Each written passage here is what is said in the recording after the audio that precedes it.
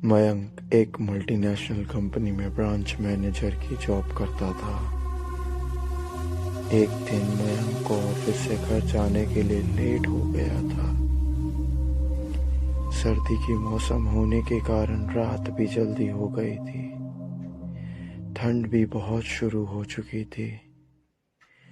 रास्ते में चलते चलते मयंक को अचानक एक आवाज सुनाई दी, रुक जाओ। मयंक वहीं पर ही रुक गया और पीछे मुड़ के देखा, लेकिन पीछे कोई भी नहीं था। फिर से वही आवाज सुनाई दी, सामने देखो।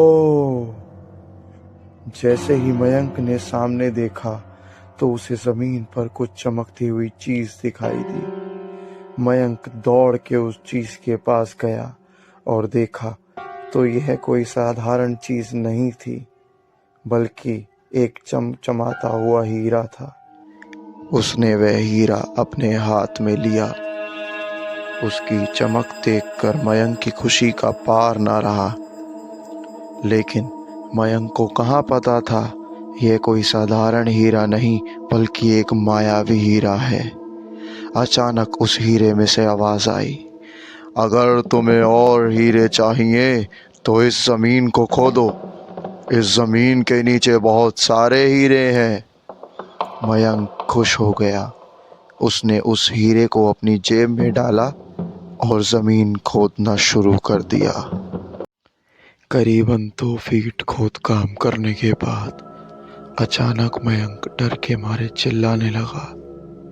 इसके कारण उसका संतुलन खो गया और वह जमीन पर गिर पड़ा, क्योंकि उस गड्ढे में से हीरे मोती नहीं, बल्कि किसी इंसान का कटा हुआ सर निकला।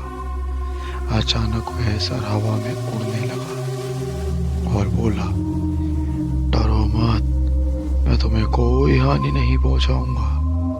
मैं तुम्हें बहुत सारे हीरे जेवरात भी दूंगा। बस मेरी बात ध्यान से सुनो। मैं जहाँ जाता हूँ वहाँ मेरे पीछे आओ। फिर वह सर हवा में उड़ा और जंगल की ओर बढ़ने लगा।